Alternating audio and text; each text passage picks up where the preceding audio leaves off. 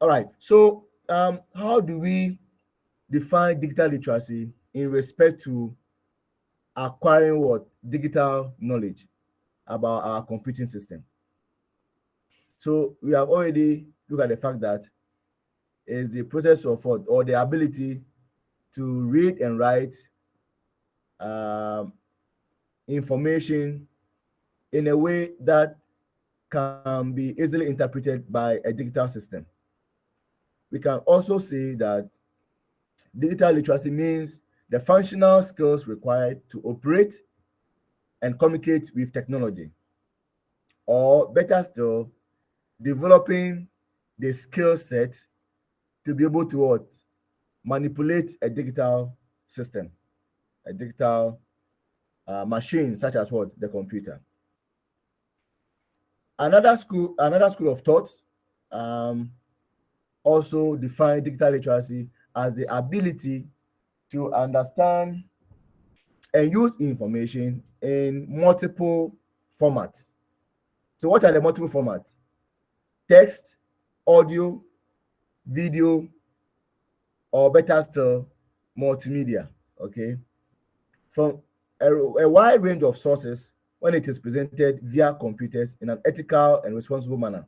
Well, we know that even with our little knowledge right now about the history of computing systems, we understand that there should be an input unit, an input channel through which some raw data can be channeled, into the computer.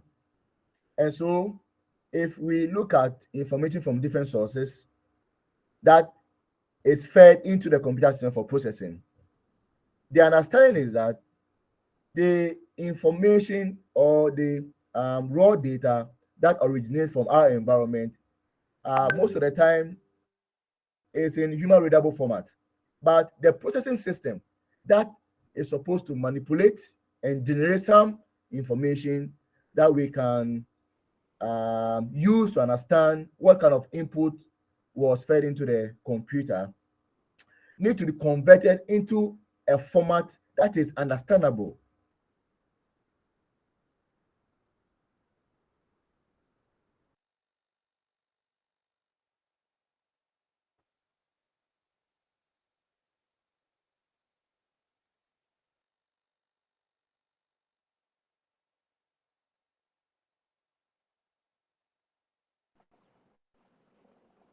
By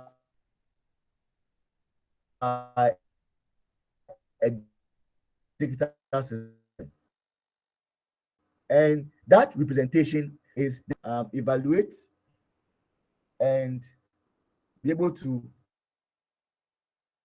communicate this information through typing or other media through various digital platforms. So you can have a PDA that can receive information from a user through the touch input, and then it will be converted into digital information. We can have an OCR, an optical character recognition machine. Um, we can have a voice recognition system that accepts the human voice or audio and convert it into what, digital, format for processing.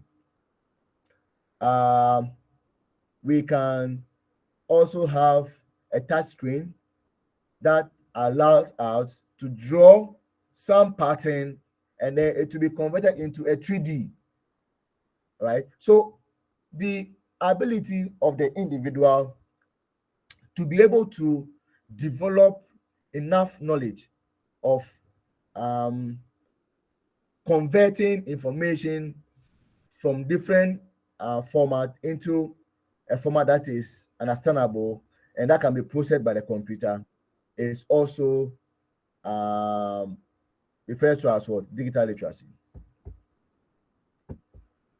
Now, so let's look at why call it digital literacy.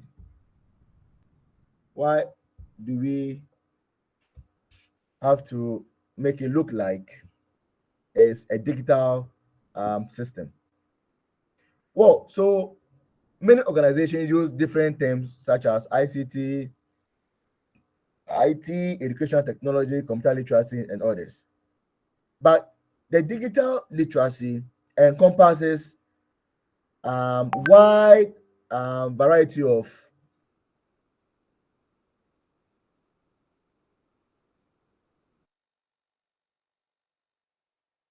learning systems and platforms that are able to be able to represent it in a digital format.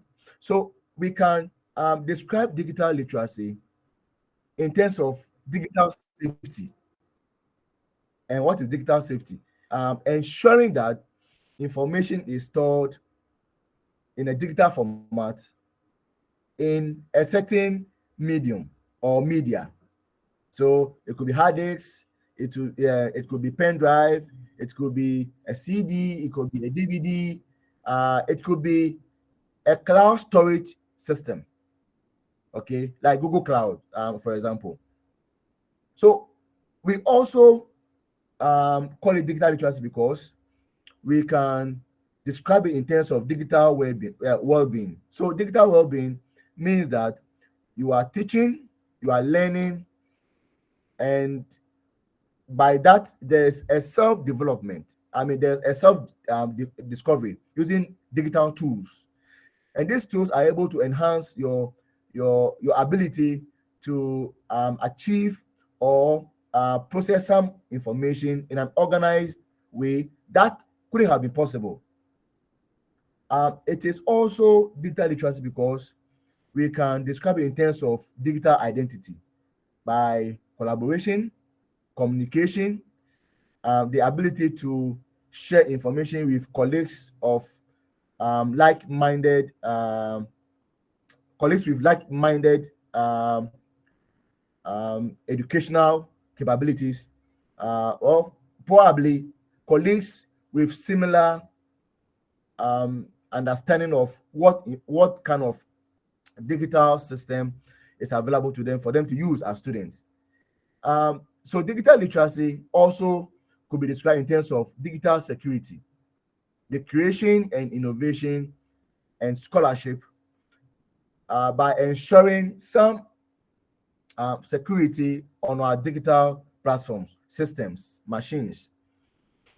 Now, with digital literacy competencies, is a way of using digital literacy in various aspects of human endeavor, from web searches, um, and web searches or website relates to how we are able to search, discover information on the web or on the internet.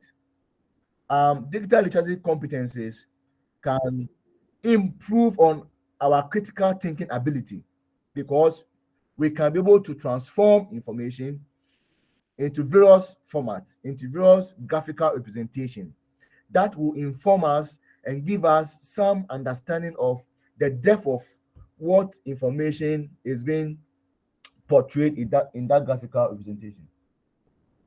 Okay. Okay, hold on. Some of your colleagues still want to join.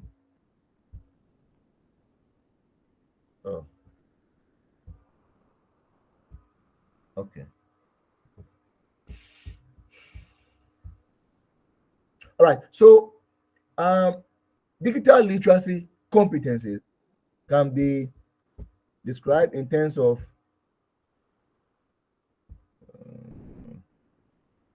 people keep joining in. I don't know. So, Yeah, right. digital Uh, literacy. Hey, Mano, please, you just join. Keep quiet.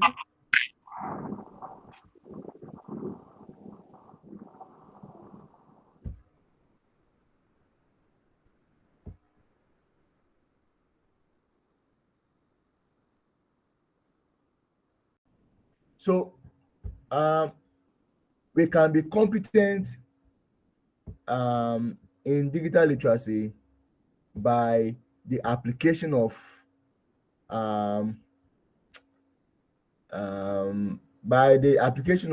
internet and web tool usage.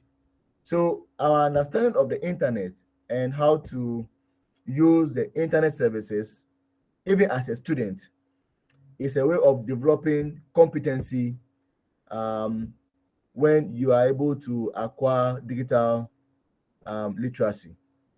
Now, with digital literacy, you can be able to uh, acquire skills that can help you undertake collaborative work in an environment that needs or teamwork by using various collaborative tools, and one of them is what we are using for our virtual classroom activities.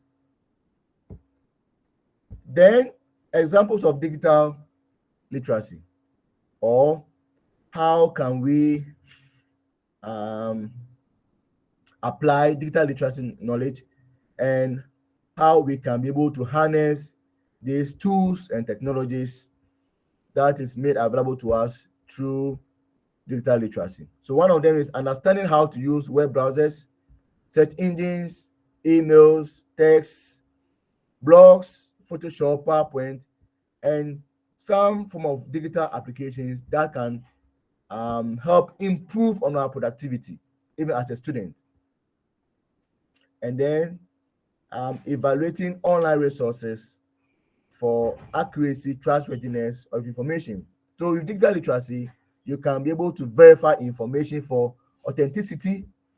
Um, you can be able to verify information for accuracy, and you can rely on the trustworthiness of online information platforms to be able to determine if you are searching and acquiring the right information from the right source. So through digital literacy, you can be able to create virtual classes or virtual online classes that will help us enhance our learning in the physical classroom. We can relate to interactive platforms at the use of what? Whiteboards. So for example, through my virtual lectures with you, I can access a tool called Whiteboard where I can demonstrate the concept and theories and state examples of what I'm teaching. And for that matter, I can be able to explain in details what and how I want you to understand um, these concepts and theories. Again, we can be able to encourage students to explore the technologies, various technologies that can help them um, improve and um, progress in their academic life. So we can also be able to access web tools that can help the student to be able to edit contents like videos, music, audio, or even multimedia in a way that can be used according to how the students understand the application of these tools. Then finally, students and teachers are able to create online content or social media content by the careful understanding and application of digital literacy technologies. Now, so in the classroom, how can digital literacy improve teaching and learning? Um, it can be achieved by motivating students in their learning due to the enjoyment and ease of use with various technological mediums. Someone is still okay. It's light off.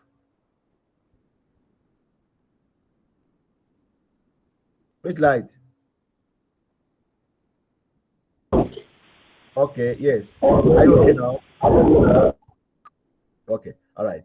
Good. So students can be able to um, assess and understand various learning styles. One, not only by the traditional way of just reading handouts, um, lecture notes, lecture content can be developed using what? Videos in the form of what? Tutorials that can be used to enhance the student understanding of various topics per the various courses for the semester.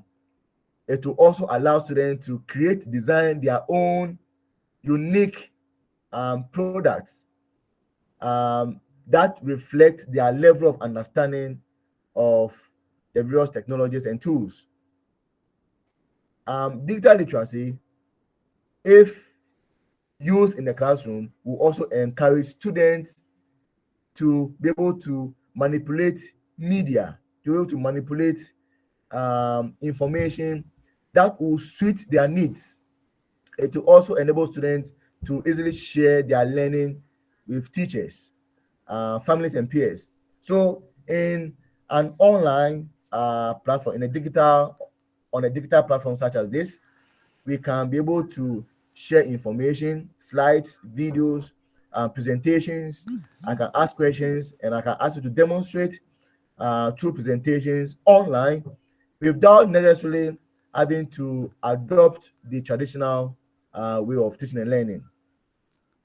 Then it will also give students the chance to explore more advanced tools by understanding the basic ones that have been taught, and by so doing, it's a way of what? Letting the student discover new technologies that are available. So, how important is digital literacy in the real world?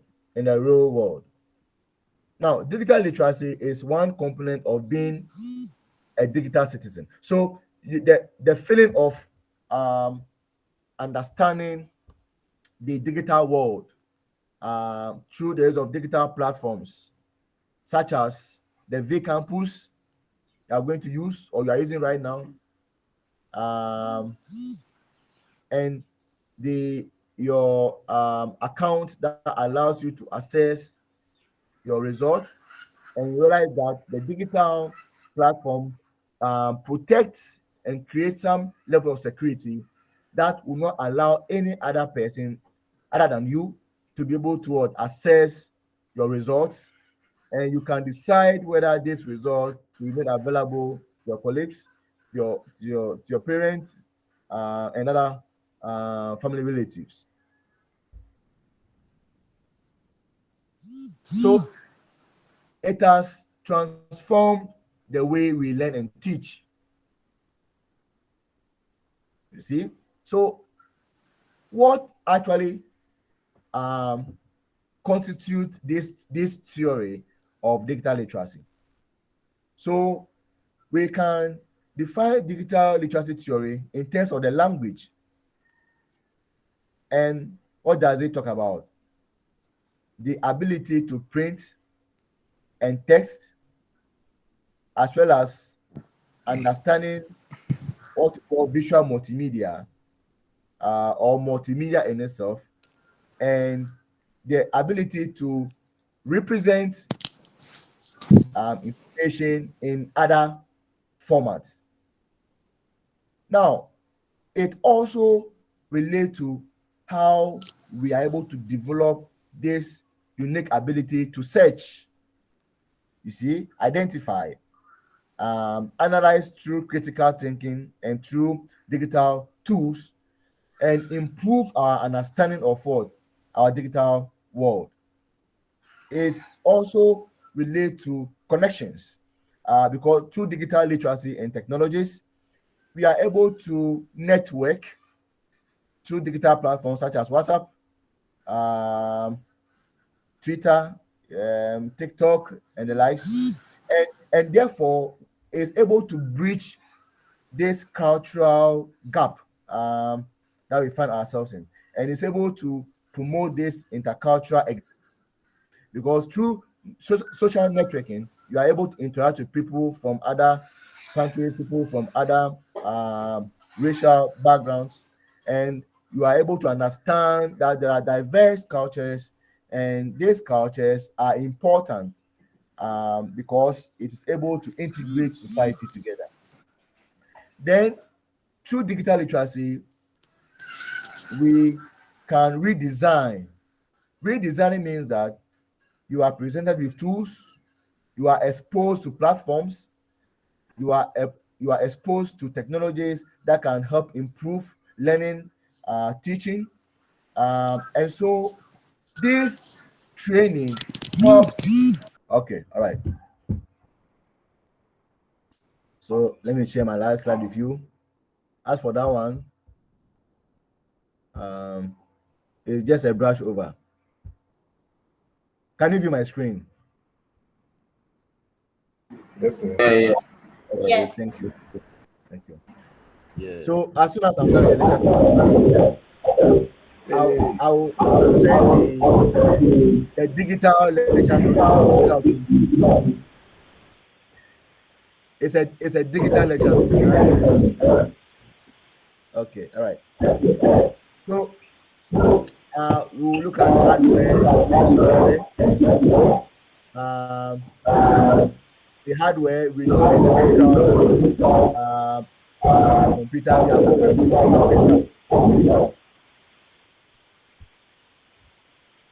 Who is that? Who is that? Can you hear me? iPhone.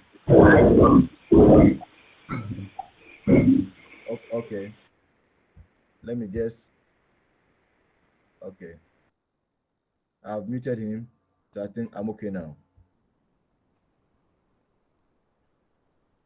Okay. All right.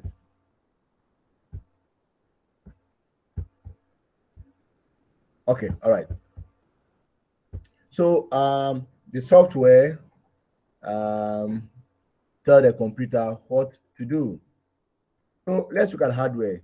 I'll not go back to the history of hardware or of computers. You have more information on it by now.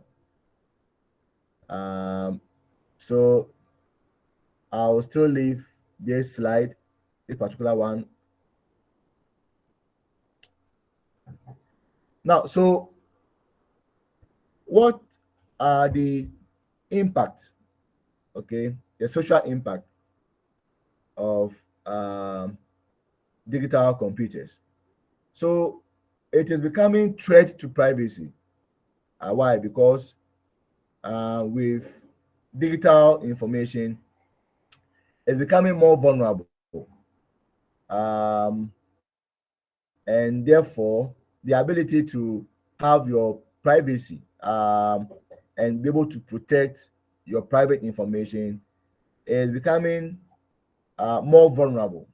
And then also, it reduces personal interaction because you can be glued to your phone the whole day and wouldn't feel like, you know, interacting with what your environment because there are a lot of applications that expose you to some content that is able to keep your attention till such a time that sometimes your data gets finishes.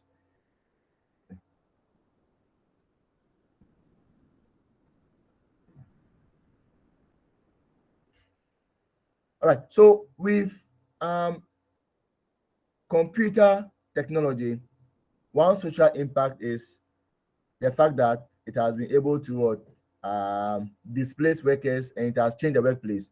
So right now we have what the digital or virtual work environment where the employee need not be present at the physical location where the organization is. Through online and digital technologies, the employee is able to work from home or work from anywhere. Uh, and then also, when we rely on computer technologies or digital platforms, um, and there's a failure, it affects and damages our image and the kind of information that we preserve using these digital technologies. So, the types of computers, we will focus more on the personal computers, and they are also called microcomputers. They are available in the form of desktop, notebook sizes, handheld, the handheld type. Um, we can talk about the PDA, the personal digital assistant.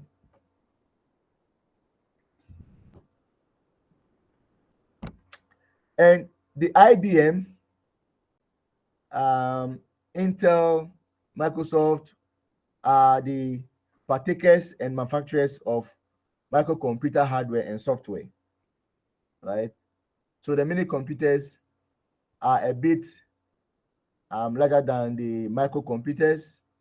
They are medium size, and most of the time they are used by organizations, institutions, companies that process some amount of information.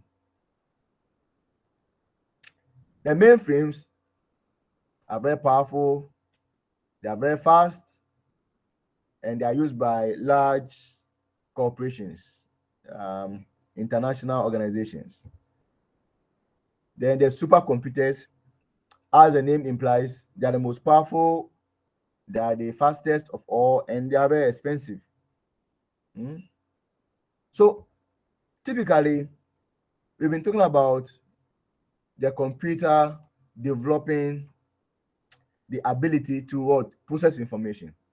But this diagram explains in summary what is the relationship between the external environment and then the computer system.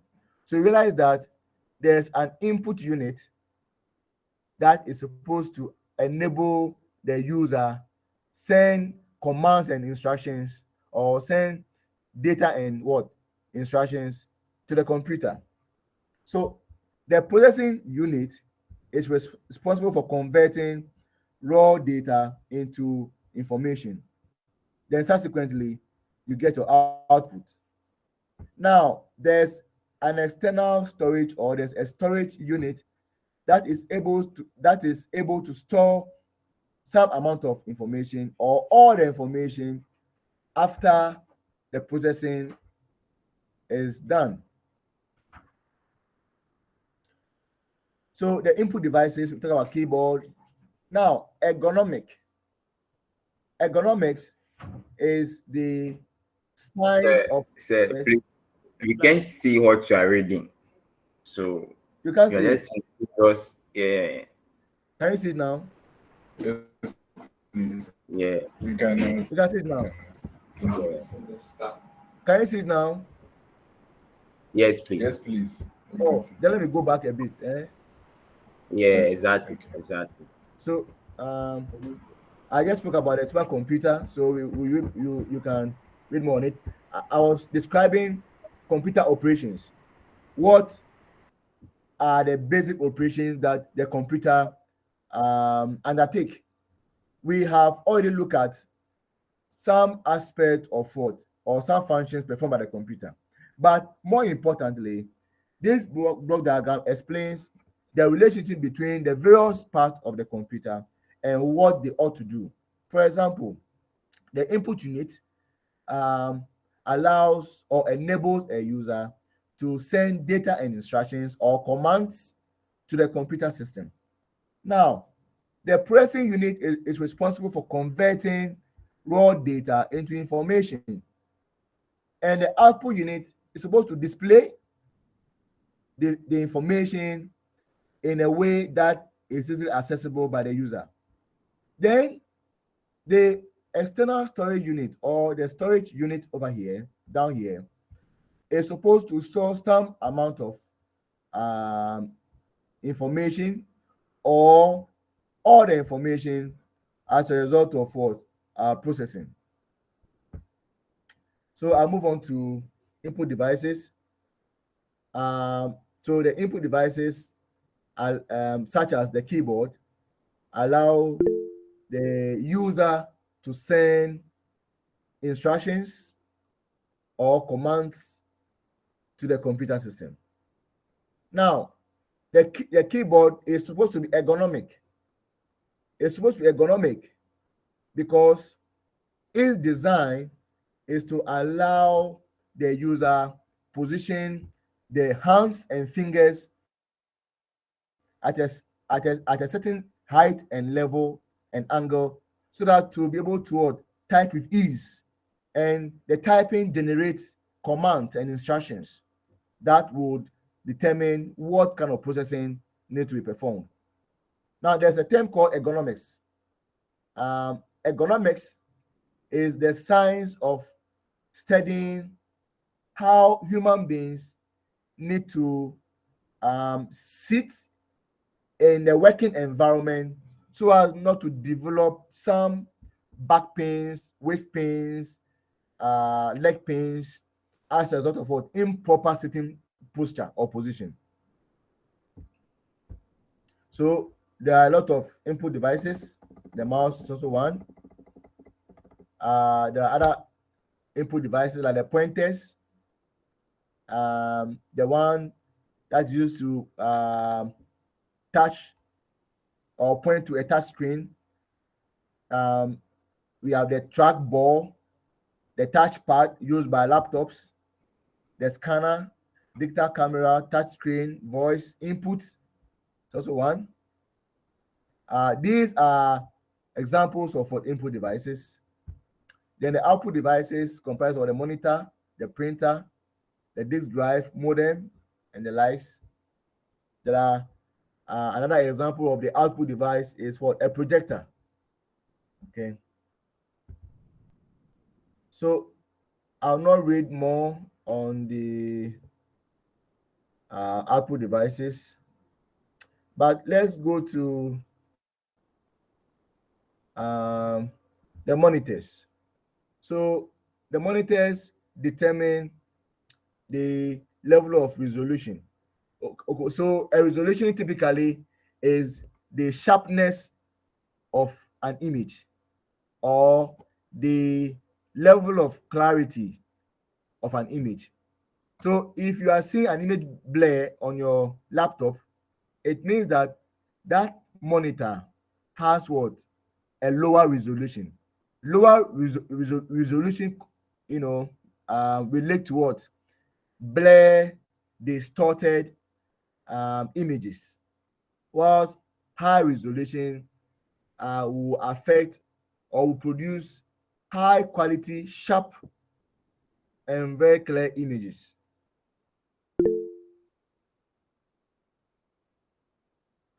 Are measured by a certain dimension. So you can have 640 times 480 resolution, 1006 times 1002 resolution. This is computer literacy. So I'll not go deeper into how this is measured or calculated or determined. So the information that is displayed on the screen is determined by what we call pixels. Okay, pixels. And the smallest unit of pixels is what we call a picture element, or pixels refer to what we call picture elements. So the smallest unit of pixel is what? A pixel, and that you can call what? A picture element. So a dot represent what? A picture element or a pixel. So before you can represent an image, you need what? A lot of pixels. That's the meaning.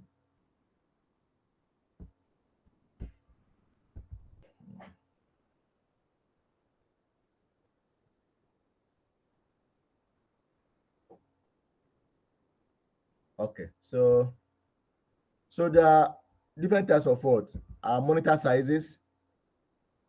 We have what 14-inch, 15-inch, you have the 17-inch, you have the 19-inch, and then what the 21-inch monitor sizes.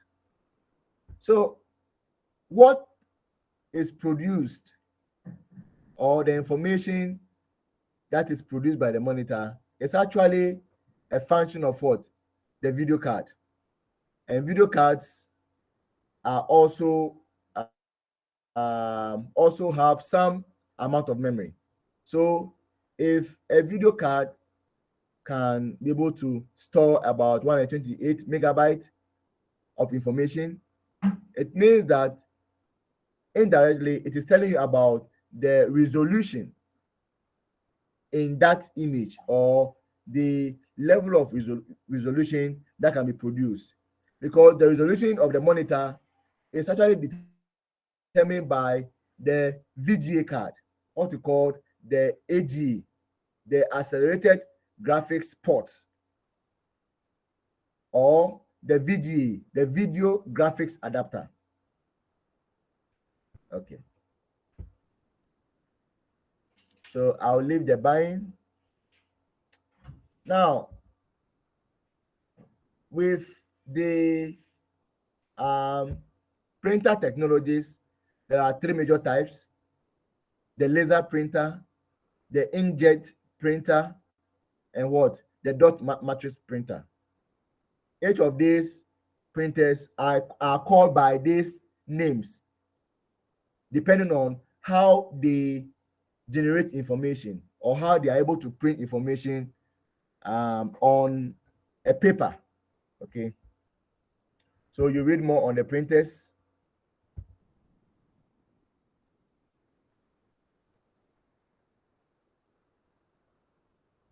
So what is the processing cycle? What is the routine? I have explained in class the relationship between the processor and main memory.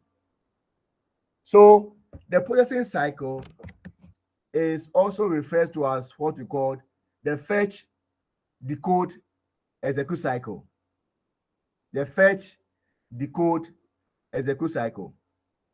And the two main devices that partake in this processing cycle are what?